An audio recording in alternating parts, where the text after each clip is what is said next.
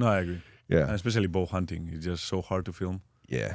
Well, it's more than that though, because I'm afraid it's going to get to the point, and you'd be able to touch on this really well. It's like, does it get to where it's more important to just get something shot on film as opposed to what you're trying to do? Does that overtake it in your mind? It's like, but I got to get this on film, and I got to get something shot. So you're kind of lowering what you're attempting to do just to make sure you're producing a video. And then is it really what you're wanting to do as opposed to a job? I don't want to turn it into a job. He really wants me to turn it into a job. It's not that. I don't want you to do it like... I want you to do it easy. Like, I want you to start with the easy, simple stuff. Like, if you're in a blind, throw up a tripod, throw up a camera, and just, like, get it. Yeah, it's hilarious. But I don't want it to be like what Pedro does, which is, like, multiple guys going back behind him. And No, only one. Just one? Only one, yeah. We're going to talk about that because I want to get into, like, all the way. Because you're one of those people that is... The production level of your videos is so high that I think people assume that it's multiple guys.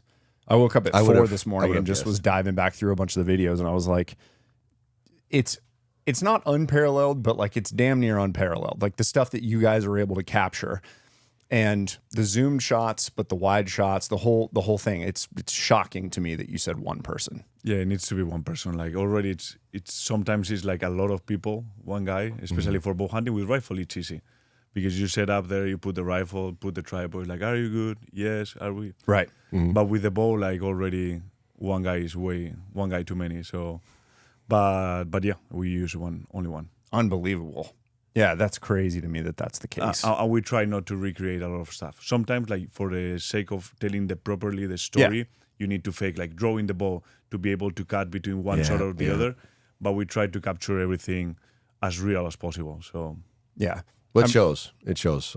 I watched, I probably watched 6 or 7 of them last night when I got back here, and yeah, it shows really well. I feel sorry for you guys. Whatever. You guys were doing the homework yesterday. No, not so much that. It's just like I don't watch YouTube for hardly anything, and I would watch your stuff by choice. By like, I have time to kill. I think I'm going to watch that. It was really good. Thank you. I really enjoyed it. So, and some of the ones that I watched, I'm just like, God, this feels so fake. That felt very real. So I can see where you were like, I'm not trying to recreate, and we have one guy, and I believe it because it looked like that. And also like if we mess up, we share it. Yeah. Like if we shot an animal bad, if we miss, we try to share it.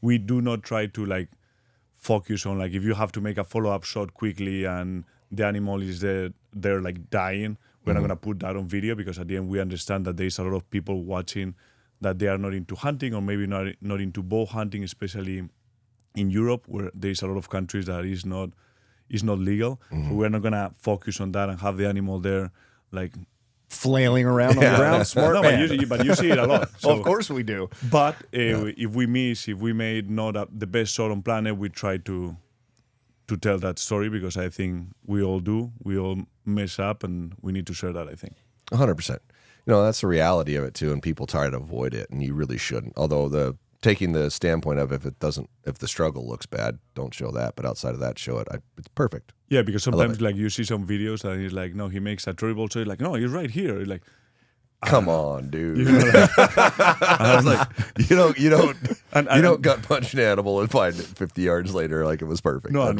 when you edit videos, I think you see what's going on behind it because you see and like now he has 5 less arrows on the quiver. You know, like, that's like funny. The continuity's a little off on that. Yeah, that's pretty valid. But I mean, there's been people that have made videos and literally negatively impacted hunting in certain countries, complete countries, where they've drilled a buffalo multiple times. I don't want to say it. Don't. Okay, I won't say it. But yeah, there's instances that affect. Yeah, there's instances where it's detrimental, and it sucks, unfortunately. Yeah, and I think in that case it was not needed at all. Like first arrow, perfect shot, put a second follow-up arrow if you want, but cut on the suffering of the animal because me as a hunter, I don't enjoy that. No. Like I don't know anybody. Why I want to see that? I don't think anybody does. Well, I could also see it from the standpoint of trying to be as honest as possible. And there's not really knowing where the line should be, realistically. But you gotta make sure what you're putting out there is at least a good representation of it, as fair as you can be. Yeah. Hey, before we get too far, welcome to the Podium Archer Podcast, hosted at Nashville North Archery. Follow me on Instagram at @BrandonMcDonald_archery. Follow Josh everywhere at Podium Archer. Use discount code BMAC for 10% off at podiumarcher.com. I didn't forget it this time. I feel like I'd been forgetting. All right, what are people supposed to do on audio? Leave us a review wherever you listen, whether that's on Apple or Spotify or anything like that. It's the only way the public can really see the popularity of something or how it compares to something else. We can see what we do, but unfortunately the public can't on most of the platforms, so please leave us a review. It helps us more than you know. How's the used bow program going? Crushing. It's fantastic. Do you want to tell people what you're doing real quick? Yeah, we're taking bows from all across the country, trading them in. It's right on the homepage of our website. If you want to trade in a bow, there's a drop-down menus. Just pick your category. You can figure out your pricing. We've basically created a blue book for archery. So here's what these bows are worth for a trade-in value. And then we resell them on our website after we get them back in, but you get a credit at podiumarcher.com for pretty much everything. Fantastic. Yes, it's a good deal. We're with Pedro Ampuero today. Yeah. Did I say it right? Yeah. Okay. No, pretty good actually. Because there's an O at the end, right? Ampuero. Ampuero. Yeah. Thank you for saying that, because I was terrified to have to say his last name. I knew I was going to get it wrong. It doesn't matter. I will admit that the narration voice in my head when I'm looking for somebody exotic is Pedro's voice. I don't doubt it. I think you have a bit of a man crush. I'm not going to lie. Well, listen. You were pretty excited. No, I'm telling you, and obviously we've already been talking, but the adventures and then the way he captures the adventure is like the epitome of what I want to do in my life. Except some of the countries you go to is insane. So I don't want to go to some of those countries. But the quality that you're able to achieve is just bananas. And like the memories that you're going to have, and the fact that you take your family, like you do all this stuff with like your dad, your wife is here, you know, like all that. It's just the epitome of, to me, what like the best hunting content creator could ask for. I freaking love it. No, I appreciate it a lot. Like we love what we do, and I think like I will do it even if it was not my job. So like I think that translates into the films. Like when you like what you are actually, I like telling stories. So like my passion, if it will not be because of the work side or whatever, it will be telling stories and telling hunting how I feel hunting is for me. You know, because in a lot of videos you see a lot of kill shots, a lot of like focus around the trophy, but I think hunting is way more than that, and I want to share that with people. So hunting is about the trouble, about like taking care of the meat, getting the people, the struggles, the effort. All that is the hunting, apart from just harvesting the trophy. So yeah, I honestly, out of all the stuff I saw, I think you tell the story better than I think I've ever seen it told, to be honest. You're giving every aspect of what exists, and you're giving a lot of stuff that most of them would cut out, and I appreciated that. It felt more like I was there as opposed to I was watching a hunt. When all the stuff that I looked at, I really enjoyed it, and I don't enjoy a lot of it, to be honest. So thank you for making it the way you make it. I think it's the right way, personally. I also think that it has to do with how epic some of the places you get to go are. Like, I want to see the B-roll in Africa. Like, I want to see all the random animals that you guys are encountering and the different campsites and the people that you're with, because it's so different than, like, we go to Texas and you sit in a blind and here we are. This is kind of boring. I don't want to turn that into a 40-minute video, but like watching you do some of the stuff that you do is so strenuous. That's the other thing that like I want to talk about how you train for what you're doing. I want to talk about like I want to find out if there are hunts that you would be like I can't go do that one again. I wouldn't go do that one again. It's too hard. I mean, like there is a bunch of those. Yeah, it looks like it. There is a bunch of those that we go to so many places that when you get there and you look to the terrain, there's like. And they're like, we have to go there, and then we come back at night to camp down here, and then you have to go back up. And the chances is that you know that in 10 days you may get one shot opportunity that is probably gonna be maybe 100 yards or over. I don't know, and like it's like I don't know, like why I like this. So like, why did I sign up for this? That's terrible. But it's funny, like when you kind of enjoy like. I think it's very important to kind of enjoy the process. So when you're focused, like your whole goal, and you have a lot of pressure because those hunts, some of the hunts, you are internationally, you have a cameraman, so it's expensive. So you are there, and if your whole goal is like, I need to kill that animal, the pressure gets inside your head, and you are like very stressed out, and you start doing things wrong. But if you focus on like, what I'm gonna enjoy is like a 10-day vacation. I'm going to be hiking these beautiful mountains. I'm going to enjoy camping. I'm going to enjoy being with the guides and learning things. And if we kill something, great. And when you have that attitude, for some reason, like things end up happening. So, awesome. All right, let's back up. Let's go back to how you got started. Thank you. Like, who are you and how did you get started and everything? it was back in. Everybody So- does the same thing. They look at us like, how far back do you want me to go? No, so to make the story short, like I have always hunted since I was 5. So my dad is a big hunter. He travels internationally for ages, and he documented all his hunts since the 80s. So I think he's the one that introduced me into like how important and how valuable it is to capture things on video, share the stories. He was not like making hunting films, but he was kind of like making, type of video like I'm here in the river in Uganda. We are here. This is my guide, but it's good memories, and he recorded everything since the 80s. So that's who started me or introduced me into filming things. And in terms of filming, I think we were like in Spain there was not much bow hunting back in the day. So like I'm 39. I don't know how old you guys are, but like back then you guys had a lot of information. We didn't. So I was basically, we were stealing content, having like stolen CDs from America, pass between friends, trying to learn something. Yeah. So we started kind of like doing a website, telling stories, making videos, and that's when, like, I don't know, one day, I don't know, I was like 18 or 20 or whatever, and I had a call from a guy in America, Dietmar Trillos. Do you know Dietmar? Yeah. He was managing like the PSC Pro stuff and Carbon Express, and he called me on my phone and he's like, "Hey Pedro," he's like, "Yeah, who are you?" He's like, "Would you like a free bow every year?" Like, to me? To me? So that's when we are like, maybe I need to focus better on doing like the videos and all that, because maybe it gives me more hunting opportunities. So Right. You've been with PSC since you were 18? yeah, something like that. Are you serious? Yeah, long time. Wow. And I was like shocked because I didn't know Dietmar at the time. He's like, "No, I'm number 2 in the world right now." But I was like, "And you want free arrows?" Like, what do you mean free? Like we shoot a lot of stuff in Spain, so I was like blown away. That's awesome. All right. So there was a picture that I saw of your dad who was standing in front of a mountain range, and he took the picture with the guides back in whatever, the 80s. And then you guys recreated that photo essentially with the same guides. Do you remember what I'm talking about? So we went to Pakistan. So that's the Baluchistan area to hunt sin ibex, which is a beautiful part. Like back in that day, I had a cameraman from the UK. He used to be in the military, and he's like, "Yeah, we're going to Baluchistan." Like, let me ask my friend from the MI6 to see how safe that area is. Yeah. The report was terrible. He was like, "You shouldn't go." He's like, "I don't go." And I told him, like, "Don't worry, we're going to go with the bad guys. If we kidnap, it's us kidnapping someone." But, those are the guys in control of the areas and the hunting or whatever.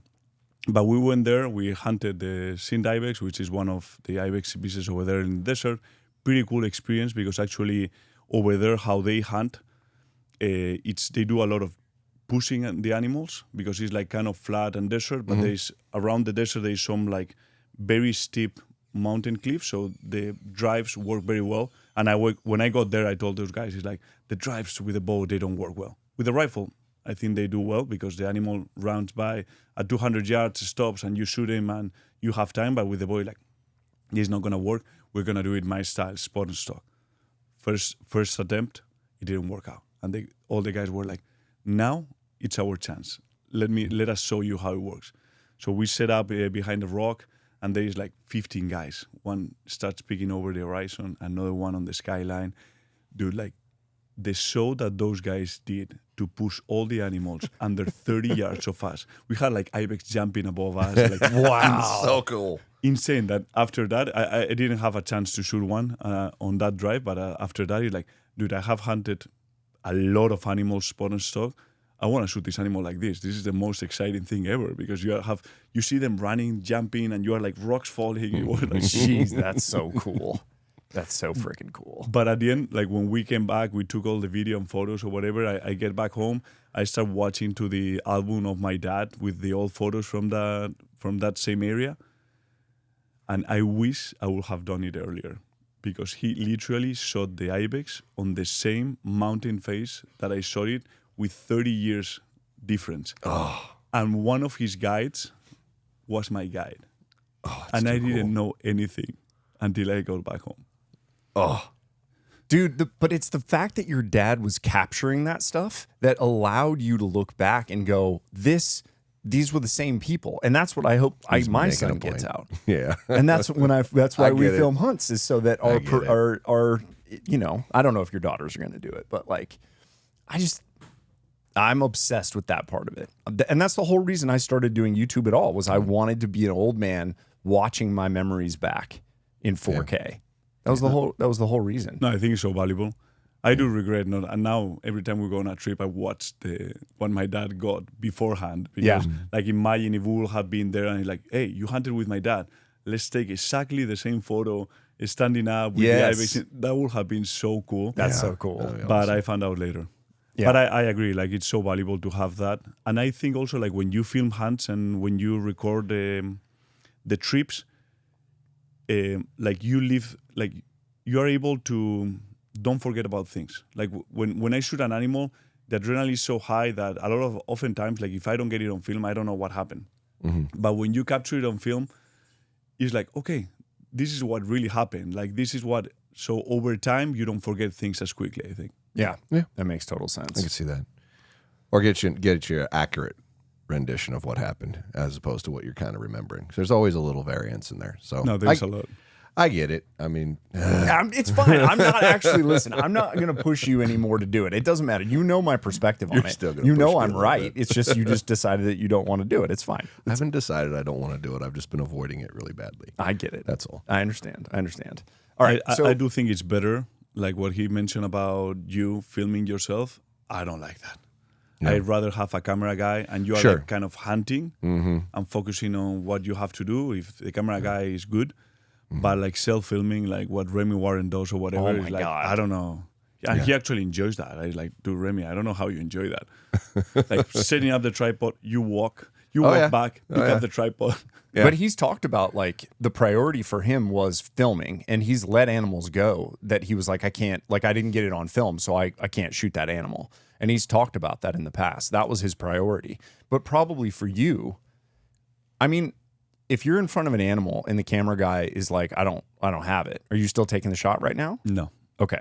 So it's a priority for you too. Well, I know that thanks to like making the videos, I can make more videos and I can go on those hunts. So I assume that I'm going to lose opportunities, but it's not a big, I mean, it sucks a lot of the times, but at the end of the day, for me, what I enjoy is hunting. So if it takes me a couple more days or whatever, I mean, I assume that I'm going to lose opportunities, but I don't think it's a big. But your cameraman, I assume as well, is like finding a guy who is fit and who understands hunting well enough and then understands camera gear to not blow your hunts up every time you go, where you're like, damn it, we're waiting on Tom again. His fat ass can't get up the mountain. Like I assume it's very difficult to find somebody that's competent and good. Yeah, I think it's more important that he's a hunter first and educate him more towards like being more towards like the camera gear, the beautiful shots or whatever. But if he's a hunter first for bow hunting, I think it's more important than knowing how to operate the camera, because it's so important to like read the moments and know when to move, when the shot is going to happen, when it's not going to happen. Because if you need to, I don't know, change a lens or whatever, if you know you are a hunter, you know when to move, and also like when that animal is going to peek over. That's the opening that I'm going to shoot. I'm not going to shoot behind the trees. Right. And that's so important for the camera to have a good understanding. I think the camera part, you can teach them. Okay. That makes sense to me, because there's so much time that goes into the hunting side and getting good at not blowing up a hunt. You can teach somebody to use a camera over a few days and for them to be relatively competent. Are you directing when you're out there? Like, are you saying, hey, that's a cool eagle or whatever, shoot that? Less and less now, because we have been working with Roberto. We have a full-time camera guy, so we have been working for him for like 2 years already. So we kind of understand each other. But we work together, which is nice. Yeah. Because also, it's not the same when you film someone that is not used to be filmed. So because they don't share what's going on, they don't wait for you. I wait for the camera. When I know that we should film something, I wait for him to be there to film it. If we are going to peek over with the bow, I don't set up my bow and peek over and then like rush it. Like, I wait for him. Right. Yeah. So you've figured out the dance with this other person. And we're trying to be better also to kind of planning what story we want to share, what's happening, or whatever. Okay. Like, because So you- we were terrible. And you go to Pakistan and you realize that you could have had like such an important story to tell, same place as my dad, and you're like, we wasted a pretty good story. I mean, there's so many different storylines in Pakistan that you could tell. Like, that's the other thing Yeah. is you could get into so many of the, like, I don't know. You could get into a lot of crazy shit if you wanted to. Like, you could really tell some. I mean, you literally just said essentially you were hunting with the bad guys, and I know that you were joking, but you probably weren't joking. I don't know, like the important guys. I don't know if they are good or bad. Who knows? Yeah, it doesn't the winner determine who's good and who's bad? Isn't that usually when it's all over with whoever won's the good guy? Well, I mean, Traditionally, like, we went to because Mexico. they write the history. Yeah, and we didn't go with a cartel guy, but we went with a guy that, like, they know him. Yeah. And he's not on their team.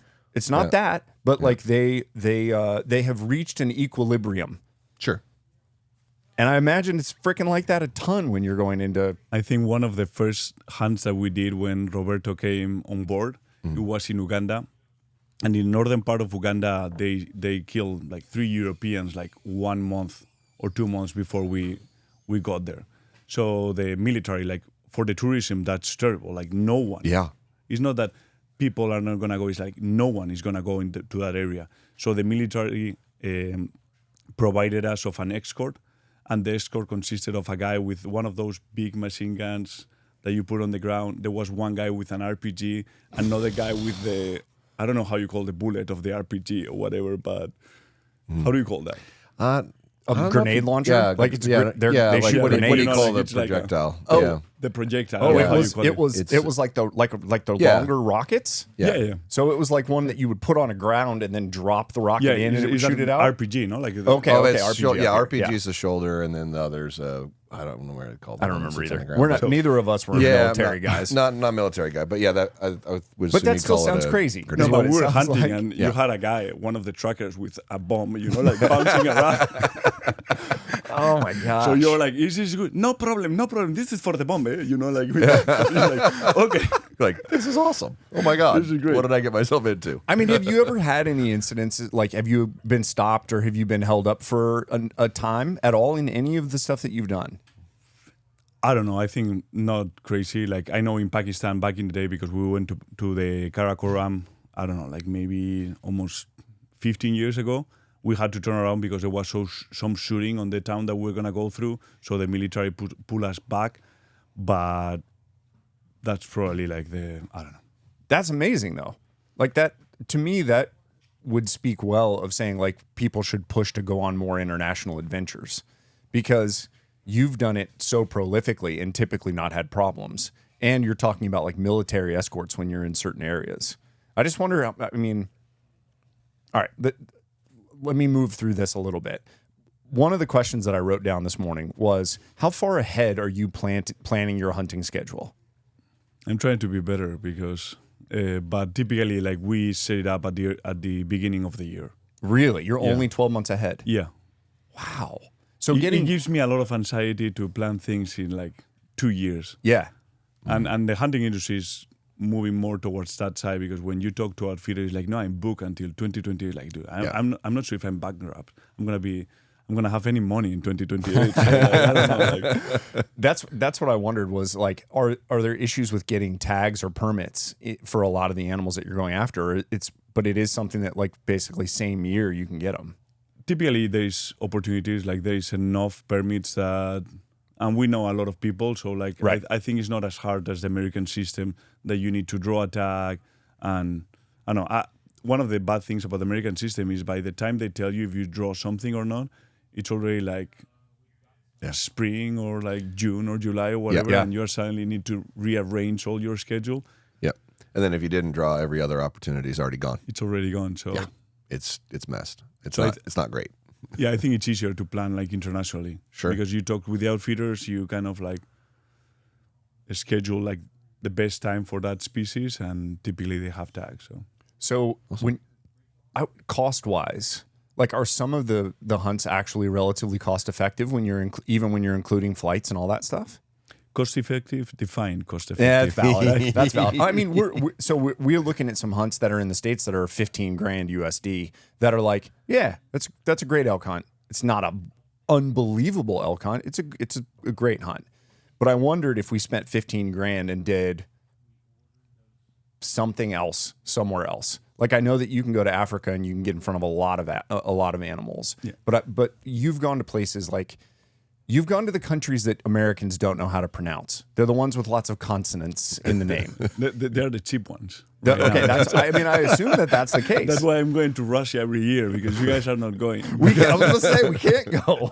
Yeah. Thanks, Trump. Yeah, I'm just kidding. That's not the reason. No. But that's why I'm going to Greenland before you guys buy it. Like, I'm going to Greenland in 2 weeks before you guys turn it into the 50 whatever state. And is that the 52nd or the 51st? We don't know. It depends on what Canada decides to do here Canada's shortly. supposed to come first. Yeah, I don't know if Alberta and all of them are gonna come on board. See, and you're from Spain. Are you still that's your residency? we live in Spain. Okay, all right. So like, you have different rules than we have too for lots of stuff. Like, there are going to be different countries that are friendly to you because you're from Europe and Spain. We are kind of friendly to anyone because we have barely any military power, so we don't get involved in anything. Like, yeah. You guys don't ask us anymore about our opinion, so like. He says it like we're the ones asking. I know. Before Spain was to mean something. Now people don't even ask us. Well, we talked to NATO, and then he goes, "Hey, NATO, here's what we're doing." Sorry. Yeah, that's it. Well, we don't need to go there. But it is interesting, the different politics from being from a different country. You probably have more access than we may have. Like, Russia. We can't go to Russia.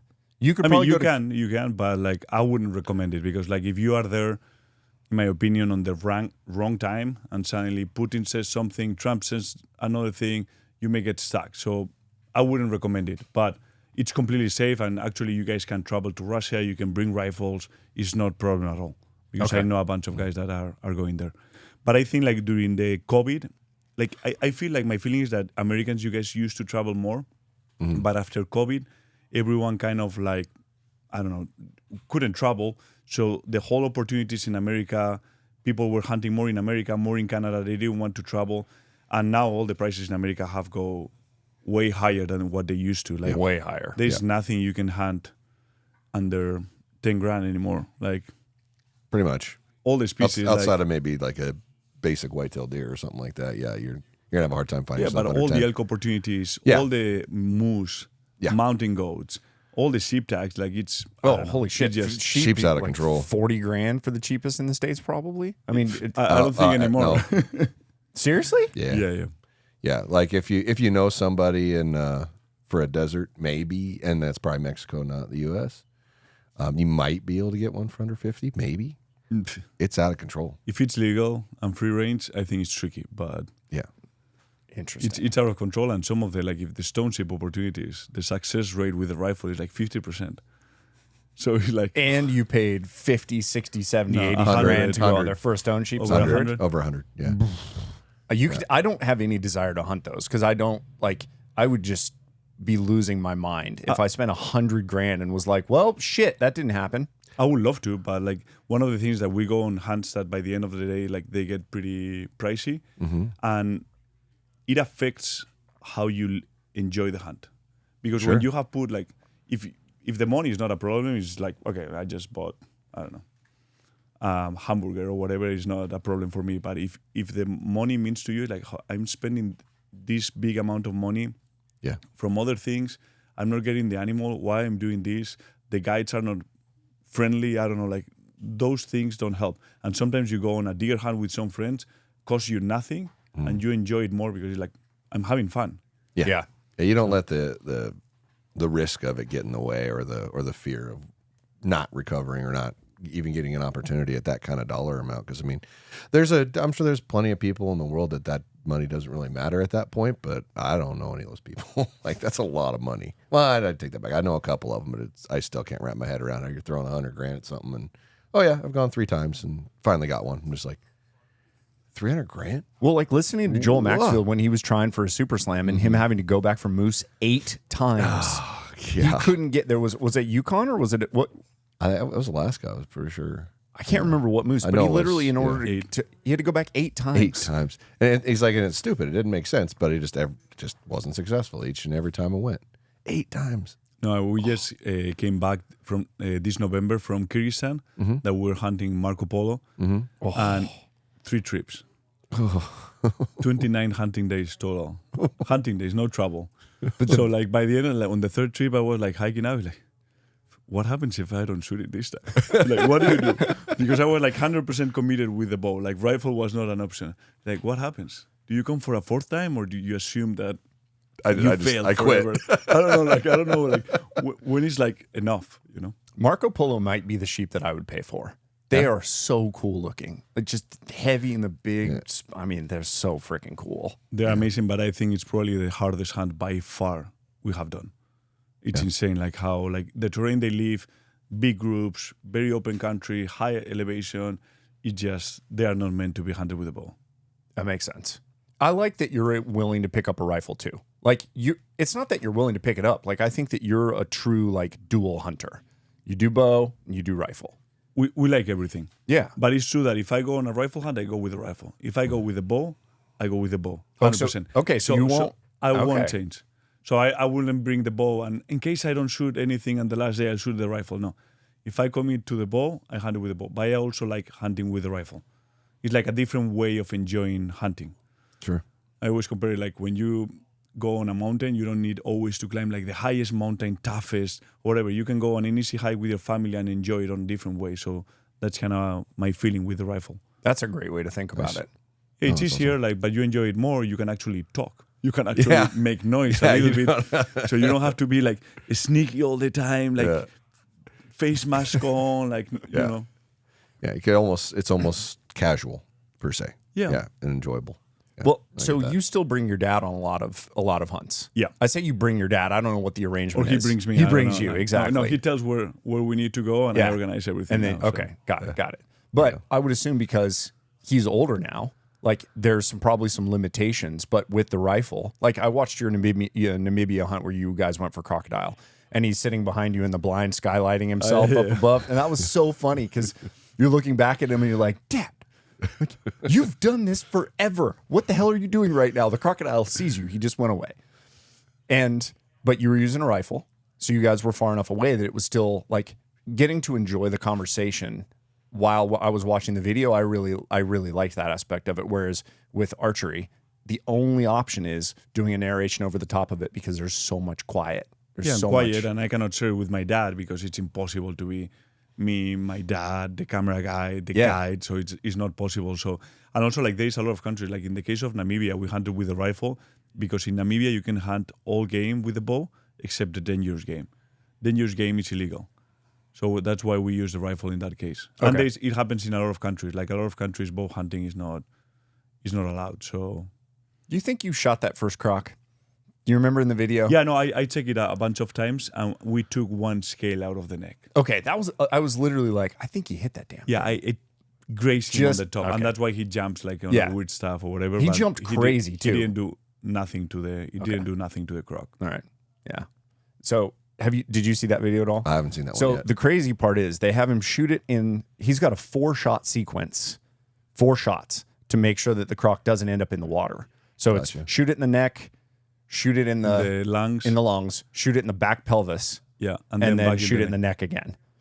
Because it's like all the lizards or whatever that you kill them, but they cannot move.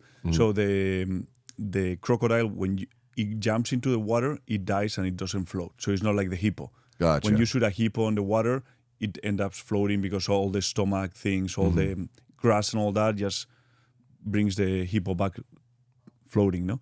But the croc, it just like goes under the water and you never recover it. And that's one of the things, like when people shoot them with a bow, back in the day, like Pete Sefley and all these guys were shooting them with a string Yeah. attached to With a a float. tether on a buoy.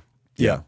But now it seems that the new technique is just try to shoot them in the lungs and they cannot breathe. Like all the lungs get full of fluid and they have to come out on the beach to breathe. Oh, And they die.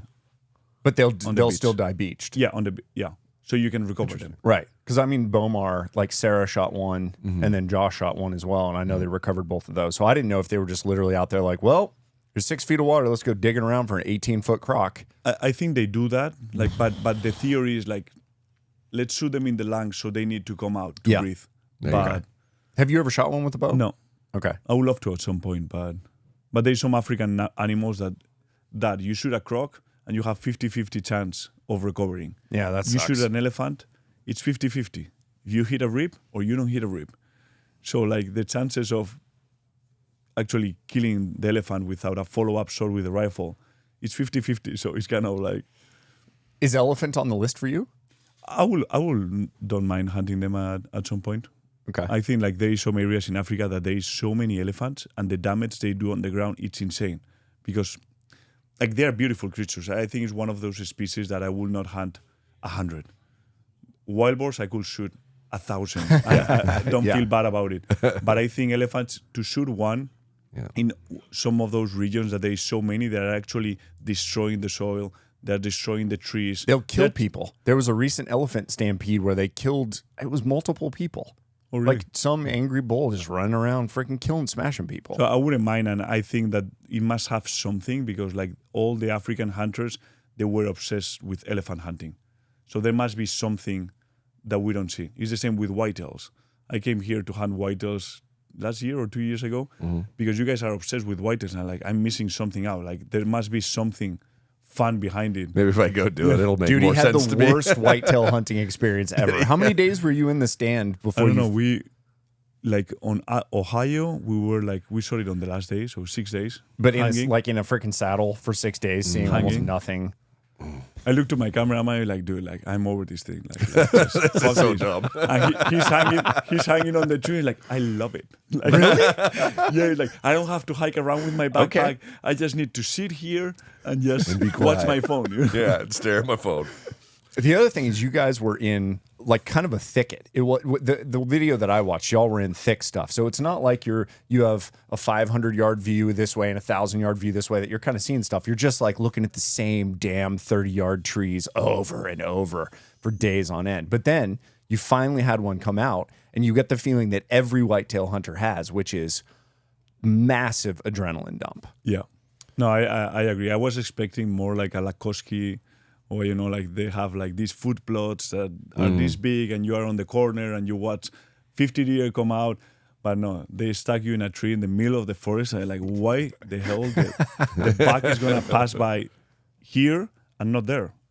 Yeah. But it was fun to understand how the whitetail thing works and the tactics, and I think you can apply them to other types of hunting. And I think one of the cool parts about doing like like a lot of styles of hunting is that you get to apply different techniques. I mean, you learn techniques from everyone, so it gives you like a wider range of tactics to your hunting arsenals. Yeah, for sure. I think hunting whitetail, you learn a lot. You learn a lot about the wind, and you learn a lot about. Well, this is a question that we've decided we wanted to start asking people in general, like prolific hunters. So I wanted to ask him do animals move because of the bow sound? Go for it. Yeah. All right. So do you think that animals are reacting to the bow, the sound of the bow, or the arrow coming at them, or the motion of the shooter? Have you thought about this at all? Yeah, the arrow, the noise of the arrow. Now, is it the sound of the arrow or the visual of the arrow? I think it's the sound. I think it's the feeling of like when you are like, I don't know, like if a hawk will just like fly at your head and you just do like this. But so I think that's the same feeling because actually when we film a lot of stuff, so basically a lot of the times the animal that moves is the one you're shooting at, but the other one that we've had the same discussion. But it was funny because like with the Marco Polo, I missed one, and the one I shot at was looking at us, didn't move at all. All the rest of the animals that were bedded down, by the time the arrow arrived there, they were already running. So I was like, how is that possible? Like they were already running. Like they already stood up and kind of started running. And the one I shot at was like just like broadside looking at us and didn't move a hair. There's always going to be anomalies, though, like for whatever thing. Like that guy, he could be deaf because he got hit in the head by a rock, or something like that. There's no telling. There's always going to be anomalies. Well, he also could have had all of his focus on you, like he saw you, or Yeah, was he was focused like, on the visual aspects of what's going on there, and not really paying attention to the other things. Where if the other ones aren't, and they hear something, that's going to be the sense that heightens. No different than if you shut your eyes, you hear things louder, or you shut your ears and just look with your eyes. Things seem to get a little cleaner when you remove one of your senses. So I bet you that's probably what it was. But we're of the same belief. We think it's the sound of the arrow going at the animal that's causing the biggest part of the reaction. Yeah, and also I think it depends a lot on how quiet the day is, because there is some days that there is not a single sound. Others you have a stream, you have wind, and I think that sound heightens better, so like the animals react less. So I feel like for whitetail hunting, like you are so close that probably the bow, in those winter days that everything is so quiet, I think the sound of the bow, the arrow, everything happens at the same time because you are under 40 yards. But when you start shooting a little bit longer, I think it's mainly the arrow. And actually when if you are hunting and you have an animal at 50, 60 yards and you clap your hands, probably will look at you rather than just jump or something. So I don't know. So what arrow setup are you using right now? Like, give me vanes, give me knock, arrow, and then broadhead as well. It depends a little bit on the hunt, but if it's my mountain hunting setup that I'm running lately, so it's the Day 6 HD. I think it's HD. I recently changed to Day 6. So that one with the X3 vanes, like the shorter one. I think it's 2.25 inches or whatever. Pretty sure, yeah. 3 vanes and 3 degrees helical. Okay. That's what I'm using now. Okay. And then because like my whole focus lately with the Marco Polo hunt, like my goal was to stretch the distance as far as possible. So I needed to lower the drag as much as possible. And then so you're also shooting a lighter arrow, presumably, because you it want was distance. 440. 440. Okay. 440. So that's still not like insanely light. You're not like 360 or anything like that. I don't think you could get there with a Day 6 though. They're a little heavier. No, they're not. No, Or in the future. they're midweight. Yeah. I wouldn't call them heavy, although they do make some heavy stuff. But I would say they're a midweight arrow. I hear rumors of them possibly making something not so heavy, but we'll see. Yeah, they're working on that. I think like at the end, like I changed to Day 6 because I'm really good friends of Remy Warren, and he jumped on. He bought the company, or like I don't know what was exactly the deal, but I think I like to support him, and I think they're gonna do some amazing stuff. So Yeah, they make good products. yeah, They really do. We're actually going to be carrying them. Yeah. So dealer wise. I've never shot bear shafts as well as I did with the Day 6 arrows. Well, there you go. Just saying. You're saying. Yeah, I'm a fan. So when you were on your Marco Polo hunt, I assume that you're changing broadheads based on the game that you're hunting. not much recently, because like when you figure out the drag of a broadhead, I don't want to be changing the tip all the time because it changes the point of impact. Okay. So like I'm very obsessed now with like I always carry the same Green Reaper on the front, the shorter one, small. I change the colors too, so the degree of the penetration is less steep. So you change the color and you can make it like to increase the penetration. And I shoot the smallest one. Okay. And once I have figured out like the drag of that broadhead with my setup, I put that tape, and that's my hunting tape. So I don't use the field tip tape or whatever. And that makes sense because that's the head that you said you would shoot an elk with. Yep. Is it there's a couple that are the same cut dam or real similar. So Fatal you probably steel. either shooting a It's fatal 1 steel 1/8. or a razor tip, one of the two. Fatal steel. I'm Fatal terrible steel? with names. Yeah. The companies are gonna kill me. Well, the fatal steel is the one I shot forever. I think it was 1 1/4 inch, 1/8 Yeah. on 100 grain. Yeah, I think that's the one I'm using. Yeah, steel ferrule one piece, great broadhead, really, and for the money too. When you actually start pricing these things out, they're like half as expensive as some of the stuff that's being made now, and it's all steel hard components. And yeah, I agree, the blade angle being a little bit more back, a little bit better penetration, but great broadhead all in all. Flies really good too, but it does have some drag. Yeah, and at the end you have to consider that, because I think Yes. most of the people, they screw in a mechanical and they think they fly exactly the same. But when you start getting to 70, 80, 90 or whatever, it's not the same. So with the lab radar thing or whatever, like you can measure actually the drag with precision cut nowadays. Like it's so easy, and you build a tape that is exactly for your hunting setup. So Have you played with the practice broadheads and the actual broadheads and tested them both downrange? It's not the same. It's not the same. It's not. I mean, It's closer. It's closer. It's closer. But it's not exactly the same. Why don't they just send another freaking broadhead that they weld shut? Or I know you couldn't weld it because of the weight, but like, why do they do the practice heads? It's the stupidest thing to me. Well, I know it's cheaper. I would assume it's probably a cost-related thing because I think they have like 3 different practice broadheads that they use for all of them or something like that. But do you want to pay more for your broadhead? At the end of the day, personally, I mean, I'm sure you do the same. I'm still going to shoot the hunting head and check. That's what I do. Yeah. I mean, yeah, I'll when I'm trying to get things tested and close, I'll use a practice broadhead, make sure it's kind of close, and then go pull out a couple of the hunting ones, shoot those, and then call it good. And as long as it spins straight, I haven't found a variance between one or another as long as the broadhead's spinning perfectly straight out of the arrow. If it doesn't, yes, you'll get it different from this one to that one to that one, even though they're the same model, same everything else. But as long as they spin straight, they'll shoot in the same spot. Yeah, but between the practice and the other one, it's true that the difference is like very small. So I don't think like most people are shooting animals that far either. So I think it's good enough for... Yeah, if you're 60 and in, the practice broadhead's fine. You're not gonna see a difference. But you get out past that, you will absolutely see a difference. But we played a lot because like the first couple of trips for the Marco Polo, you're hunting at 14,000 feet. So the elevation change is insane. Yeah. And I missed a couple of Marco Polo because of the elevation, because I couldn't figure out the game. Yeah. And during those 3 years, it was good because like Precision Cut started. We have been working with Leupold for like a few years with the engineering team, and they finally are releasing now a binocular that has the elevation, the density of the air, everything in consideration. So you don't have to change your sight tape ever again. Awesome. Which that's going to be, I think, for archery, a game changing. It's true that right now they have like a standard arrow profile, which when I talk with Tristan, is called the guy from Precision. Tristan. Yeah, I talked to him. He's like, dude, I'm going to this hunt. I'm going to have to shoot really, really far. Can you verify if my arrow is close to the standard profile arrow that you guys use for the binocular? It's like, you are dead on like half a yard at 120 yards or something like. Thank God.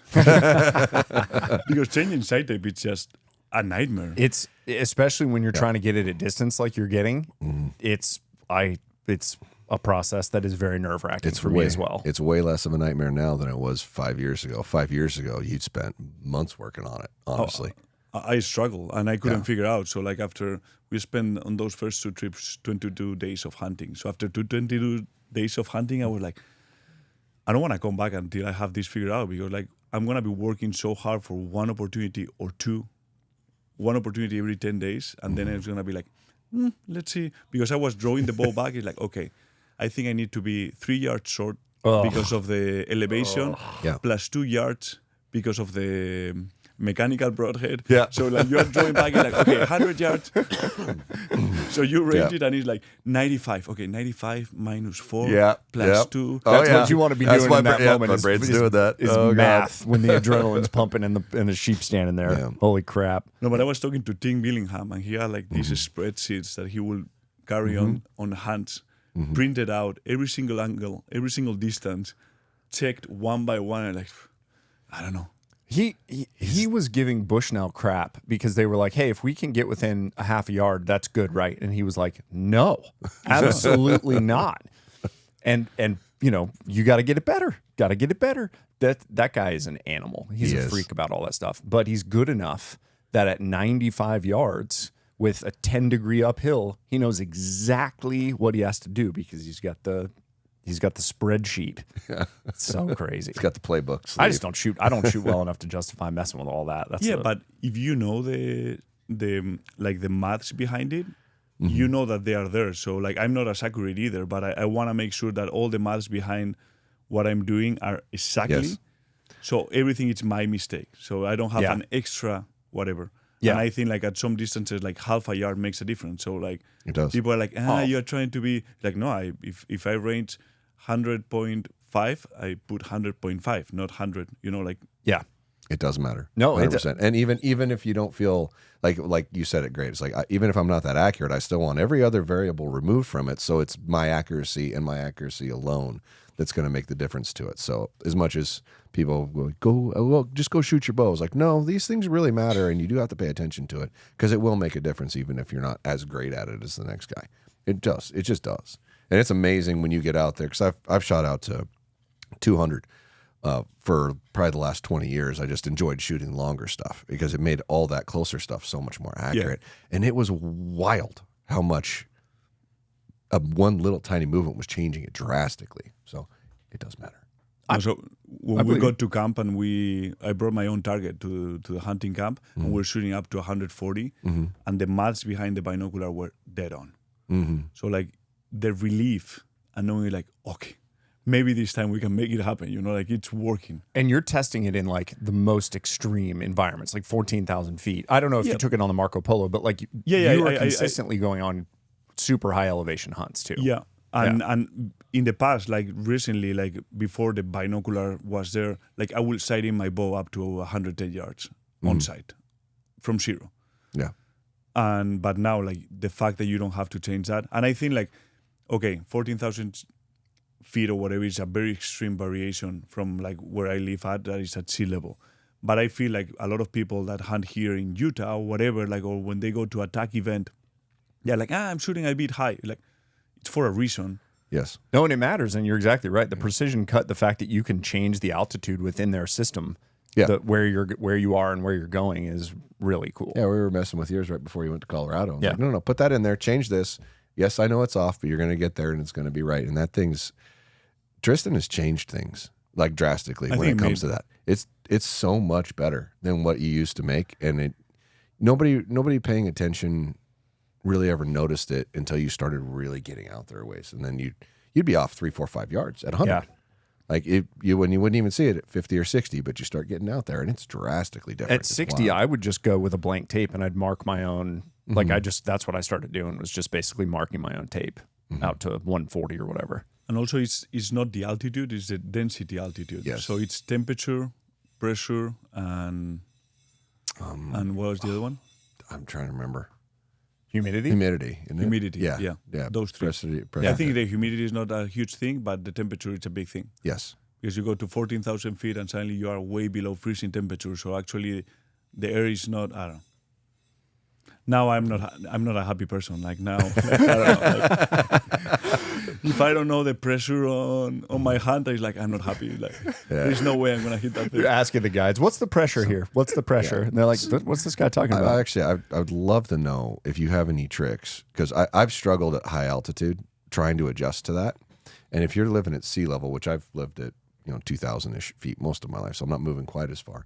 And I still really struggle for several days until it starts to feel like it's not a massive struggle just to move around. Do you have any tricks for going from 0 to 14,000 feet and not feeling like you want to die right away? It's a matter of time, and sometimes like the elevation affects you different. Like on my first trip, I struggled a lot. On the second was no problem, but we had to evacuate the camera guy because he had high pulmonary edema. So he had fluid in the lungs and all that. Yeah. But I think like hydration, it's the biggest thing. Okay. Because I used to work in a telescope in Maui. So we were living at sea level, but we were going every day at 9,000 feet to work there because the observatory was at the peak of a volcano. Mm-hmm. And hydration was the main thing that they told us, that it's very important to be hydrated to get like the red cells or whatever. Like, gotcha. Do you feel like you do any super hydrating or anything like that before you go? Well, I never really did a bunch of research as to why you would just feel like crap. I just knew I'd feel like crap. Yeah, but dehydration makes a lot of sense and not hydrating enough. So I'll give that a whirl. We'll do a little extra work on that. I had a couple of questions that I wrote down, so I was just kind of like going through them. We've got most of them. So are you trying for any kind of super slam or anything like that? Not really. Okay. So like I'm like, it's the same thing with the records. I think it's nice to get achievements because like brands and people understand what you have done, because I have shot some animals that people are like, oh, a tour. Like they don't know. They have never seen one. They don't know, like, dude, like that's probably like the hardest mountain game in the world to get with the bow. So like if you put in front of that, it's like the new world record, like we're like, oh, that must be amazing. So like I think it helps to get achievements, or you get like the Capra 20, like so to say like, first person to do the Capra 20, like, oh, if it's the first person in history to make it, that must not be easy, because if not, someone else will have done it. Right. So I think it helps, but I'm not obsessed, or I don't organize everything around that. I mean, I assume like maybe you've got a checklist of game that you've got, and you could probably compare it to some of these, and you might be freaking close to completing on on some of the like smaller stuff, I would imagine. I don't know. I could be wrong. It just I don't seems know, like you've been around enough. There's so many animals that I don't know. That list is like so large. And Polar bear, Pedro. We are traveling a lot internationally because America. I don't know. America will be there, and we are making the most out of internationally because I think some of the countries you never know how long the game is gonna be there. If they change the regulations, there are countries that they open, they close, they forbid. Like we're going to Mozambique to hunt buffalo with a bow. COVID arrived. And we had to postpone the hunt 1 year. In that year, they forbid bow hunting, dangerous game in Mozambique. We're like, dude. So we are doing a lot of international stuff. So like for the Super Slam or whatever. Super Slam is the 29 of America, 29? Yeah, Super Slam. Yeah. I would assume there's something globally, or there's some, I know there's different like sheep slams. I didn't know if there was an ibex slam or, there's all these little things. There is a lot of things. I'm like sure. On the Safari Club record book, like they have a lot of accomplishment, a checklist and all that. But I feel like hunting is not about it's nice, but I'd rather shoot 3 Yukon moose than having to shoot a kangaroo, to get in a slam. I don't know. Like Yeah. there's some hunts that are really exciting, and I'd rather do those adventures that gets me excited than trying to complete a list doing things that, I don't know. That leads perfectly into my next question, which was, what is your favorite animal, like your favorite one to hunt? I think it will be any mountain species, and if it's like a pack hunt or whatever, that's what I enjoy. So not a particular species, but like all those mountain hunts that you are with your backpack, maybe with horse help a lot of the times, but that you are like self-sustained and you're hunting by your own, with your own stuff.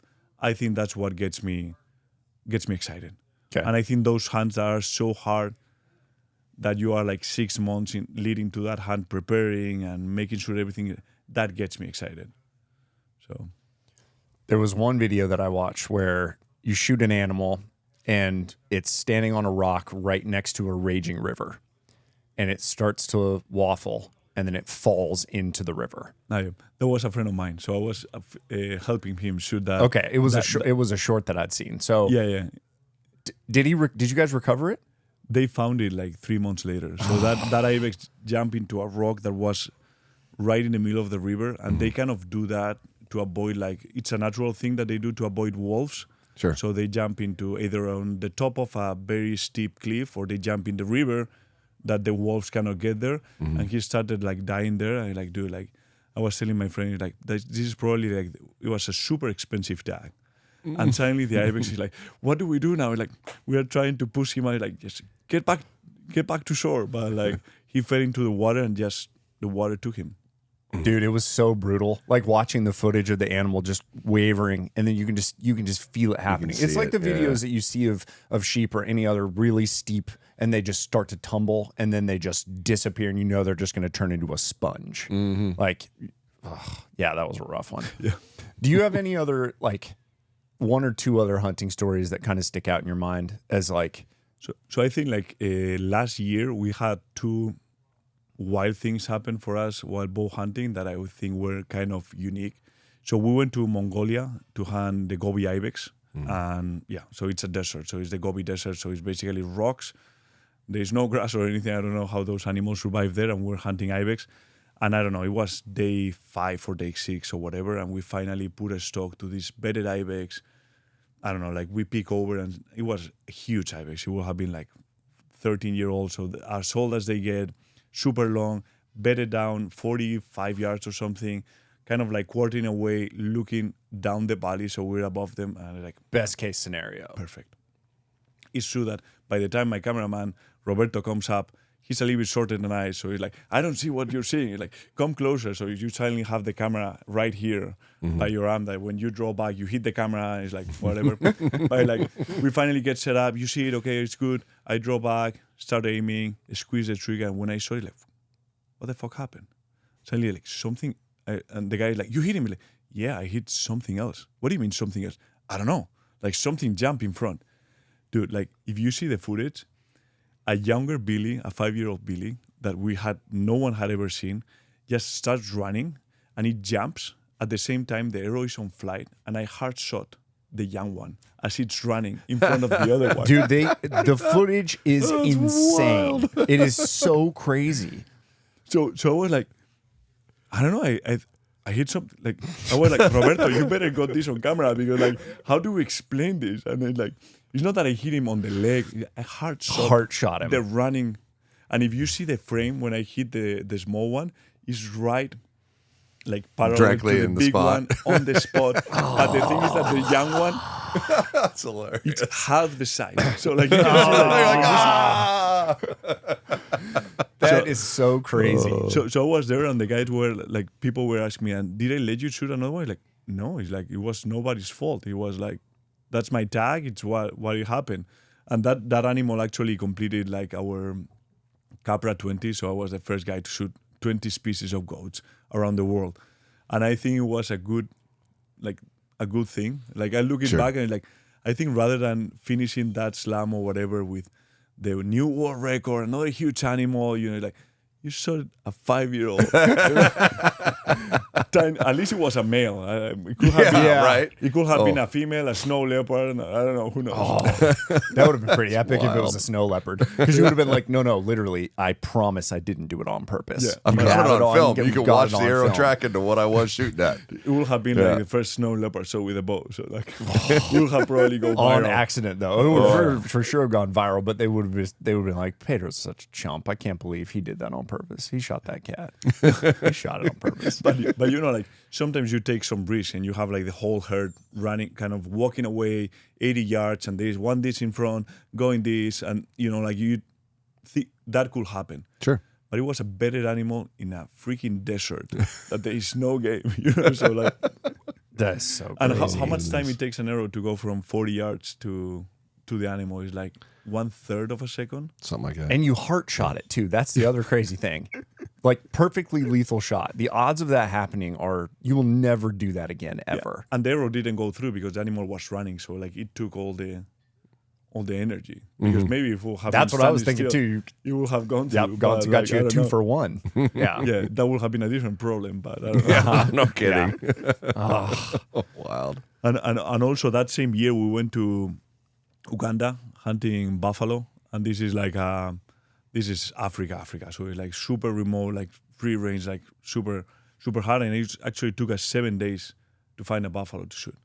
And the last day I took a long shot, I think it was 65 meters or 70 yards or something on the buffalo. It's true that it was completely broadside, standing still or whatever, and I shot it, and I thought I made actually a hard shot. I was super happy with the shot, but we never found it. And I think it was a matter of like the angle of the arrow. So with a heavy arrow, I was shooting not super heavy. I think it was like 550 because I had hunted buffalo before. And I think when you go to over 600, the drop is so big that either you nail the distance or you are in trouble. Yes. So like when you shoot 35 and 40, like a big difference. So like I was like, I'm gonna stick to 550. But I think like the angle of the arrow was way steeper than I felt. So it felt like the entry was good, but I think I went under the brisket or something. But the PH told me like, okay, like if you want to come back, because kind of he was feeling guilty that we only got one opportunity in 7 days, and it was a long shot, a distance that you shouldn't be shooting a buffalo. But like I shouldn't have shot the buffalo at that distance. And if you want to come back, you can come back. I'll make you a good deal, because you still have your tags, your licenses, and everything. So I came back 6 months later, hunted buffalo for like 5 or 6 days or whatever, and we are putting a stock to this group of buffalo. And I look to the left, and underneath a tree there's another buffalo. I look at it like, it had the one I shot. It had a broken horn, and this ear was broken in 3 parts. And when that buffalo turned around, same broken horn, and the ear broken in 3. Like, I looked to the PH like, you won't believe what? Like, the same. What do you mean? Like, can't believe you. Like, we look at it like, okay, we put the stock, we go to, I don't know, like that buffalo stands up at 55 yards or something. And I had already told the PH, he's like, hey, I promise I'm not shooting anything above 30 yards. Guaranteed. Yeah, we know where this is going. I'm not messing this up again or whatever. So like he looks up at me and like, what are you gonna do? Like, I'm gonna fucking shoot that thing. Like, this is destiny. This is destiny. So like, and I made a great shot, and he died in a minute, but it was the same bull. That's awesome. That's too 6 cool. months after. When you guys, did they gut him? I'm wondering if they found the arrow inside of him. No, the arrow was out. I think he had like a scarf here, so I think he just got like the brisket muscle area. And you know, buffalo, they have like a lot of skin, and I'm not sure if fat, but like a lot of tissue here. So I think it never got into the rib cage. And actually, when we track it, we found like part of the arrow, but we didn't find a single drop of blood. So I think I remember seeing the slow-mo of that shot actually, because your cameraman was quite far back, and then you could see the arrow track, and it looked perfect. It looked great, and I sent it like it's, and you know, like when you have a shot on video, like I send it to like 10 different guys, watch it like 1,000 times. Like, what the hell happened? So it was nice to close the circle. So like That's from a so video cool. that was not, we're not gonna release anything because like shooting a buffalo and winning it, I don't know, who wants to see that? From like having an epic story around it. Full story. That's so cool. That's really cool. And the fact that you probably had footage from the prior hunt and then were able to tie it back in and create one story from that. I don't think I watched that video. Yeah, we made the video out of the 2 hunts together. Yeah. So That's amazing. So cool. So cool. Well, that was my list. You got any other things you want to talk to him about? Oh, we just were basic setup stuff and whatnot. So you're shooting a PSE. Which model are you the shooting? Mach 35. Yeah, Mach 35. Yeah, I love the long axle to axle. I feel like that bow with the FDS cam, so with the new cam, I feel that bow is so stable that at the beginning when I started shooting the 30, because I think like axle to axle makes a huge difference. Yeah. I cannot shoot a 30 anymore. Like I'm not happy. Like that thing doesn't feel stable. But when you shoot at 35, like at the beginning I was having anxiety on target because that thing was so stable that I was not used to it. So I'm really enjoying the 35 with 80 pounds. I'm shooting the Spock Hog Father. I'm glad that they came out with an updated version because it was about time that Spock Hog will update the sight with the new features and all that. Yeah, I did a review on that one. It's a pretty nice sight. I like it. Yeah, and I like the micro adjustment on the side because like a lot of the times it's like you are like 2 clicks off. Yep. Well, the type of hunting you're doing, that would be very, very relevant. Yeah, and I feel like the other models, like not having like a reference, like what's the zero?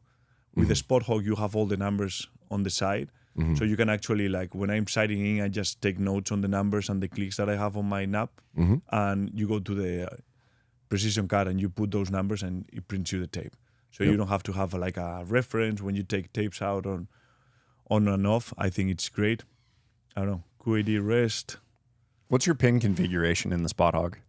So I'd say for the Marco Polo hunt, I changed it because I went to a smaller housing. I had to push my sight all the way into the riser. I haven't got as far as Tim Gillingham that he switched the sight on the other side to the other side of the riser. You get another 15, 20 yards doing that. So I had to make it as close as possible. A small housing, and I went for a 2-pin configuration because the 3-pin, it has like a deeper thing. So like when you're shooting like farther, you can start seeing like the top part of the pin. So that pin is not as consistent, as accurate or whatever. Because you see the shiny part on top of the pin, and that pin suddenly it gets bigger. And yeah, for sure. Try to explain that in another way. As you move that sight up and down, the pin's longer on the top. So once you start getting it out there a little ways, you're actually looking at the top of the pin instead of the dot of the pin, and it elongates the picture. Oh, so yeah, that's what he's talking about. And 100%, I agree. And actually, like the 2-pin housing, it has like a shaft that you can actually rotate, so you can actually change. Dowel. Yeah, the angle for those longer shots to see it better. Well, at any sight that's built, if it doesn't rotate to the face, it's not actually square to your eyeball. Your eye's a little bit above it, so you kind of need to rotate them a little bit to make it perfect. When you're shooting that longer stuff, like you're talking about, it would get annoying really quick trying to shoot with that longer stuff. Is that something that people should do if they're going to go shoot tack? Like they should adjust their... If it's adjustable to it, you probably want to tip the front end of your scope up a little bit so you're looking at the pin straight on instead of at a slight angle. So, especially as you start to move that sight down to where it gets closer to your arrow. That's what I was going to say. So would you be checking it at like 120 yards? Yeah. Okay. So you roll it out to 120, and then you're basically going to have to loosen up the gang adjust on the that holds the dowel to the housing. Yeah, but not a lot of them have a dowel. So it's not a common thing you can adjust. And certain then ones do. The 2-pin or 1-pin Spot Hog head does. So the Excels do. Excels, but UV doesn't. I don't anything think. that's designed with a 1 or a 2 that's fixed or like the black gold doesn't either. Anything that's got a 1 or 2 that's fixed is almost always on a scope dowel because it's like a target scope head that they convert to a hunting head. Most of those are on a round dowel, and most of those you can rotate to the face of your eye. So it's a little more pleasing on those longer distances to aim with. I would love to keep like the 3-pin configuration because I think the fixed pins gives you a lot of speed sometimes, especially when stalking. So like I'll probably like for the deer species, unless I'm doing like a very long range hunt, I'll probably get back to the 3-pin. Gotcha. So if you were setting your 3-pin up, would you be 20, 30, 40? No, 30. 30. No, 27 yards, so it's 30 yards. Yep. So we do meters, so Yeah. but it's like 27 meters, which is kind of like 30 yards, but it will give me up to 33 yards and then off to 45 yards. And then if you walk up on an animal that's at 20, are you just burying the 30 pin right in it, or are you actually holding? Typically, like I have been shooting that configuration for so long that I tend to aim a tiny bit lower, so it will be like right underneath the chest. But when you are 30 yards or under, I don't know, it's close enough to, like. But it gives me a lot of anxiety to have the need to range between 20 and 30 because all those opportunities happen fast. You need to range, and if you have those two options, I prefer to have just 1 pin. Yeah. And if it's extremely close, you aim a little bit lower. A lot of the guys that we've talked to that are prolific hunters, that seems to be a configuration they like. They don't put a 20 in there. They go to 30. Yeah. Well, the distance between it's so little. I know. Like it still freaks me out for some reason. The idea two pins though. that close together on a reasonable speed setup is just ridiculously hard. So. And also, depending on the hunt, if I will be hunting whitetails, I can still move the whole dial. So rather than having it at 27, I may put it at 20. And I know kind of like where the other pins are. Yeah. For sure. Interesting. Well, you got anything else? Nah, I just thought that was a You great got anything else you want to say? No, thank you. Man. I'm a huge fan of what you guys are doing. I told you that you guys make a great couple, so. I asked him this morning. Was Pedro implying that we're gay? No. He's like, I don't think. What? I was like, no, you didn't hear him? No, I'm pretty sure I thought it was a gay joke. I really did. You're not wrong, Pedro. We do make a great couple. Give me a kiss. Yeah. No. All right. Where can people find you? Yeah, I think mostly on YouTube, Pedro Ampuero Hunting Adventures. Like we used to have a TV show, but I think the reach of YouTube it's unparalleled, and also on social media. Okay, Pedro Ampuero. Yeah, and like legit, it's so worth going and looking. Like especially if you enjoy watching like travel hunt videos, Pedro's top of the heap. So cool. Yeah, if you've never watched it, at least go pick out one and watch one so you can see what a hunting story really should look like. One of the guys in the shop said, "My wife doesn't watch hunting videos, but she'll watch a Pedro video because it feels like." It feels like they're a real story really and an unbelievable, like just the visuals are unbelievable. Yeah, thanks a lot. So if people subscribe, will help a lot. That's cool. Subscribe to his stuff. It's amazing. It's hard to grow like on these days. Like it's hard to grow on YouTube, especially. I think it's a very hard platform to. Yeah. But you've done it. Like when you and I first talked, we were both sub 20,000 on YouTube, and you're well over 100 now. Yeah. And you're doing a thing that you love, and literally you will be an old man getting to watch all these videos back, and I'm so freaking jealous that you guys have done such an amazing job. Let's come watch a film. Exactly. Like, oh, come on, Grandpa Pedro, I'm so tired of this shit. I don't want to watch these anymore. No, remember I shot it. The heart shot. Look at how badass I was. Check it out right here. Check that tiny ibex jumping exactly. in front. Look at it. You remember? I've right seen it 1,000 times. So good. All right. Discount code BMAC at podiumarcher.com for 10% off all your purchases. Thanks for watching. Yeah. Thanks for taking the time. Thank you. I appreciate it. Yeah. Yeah, Pedro. Awesome to see you. Yeah.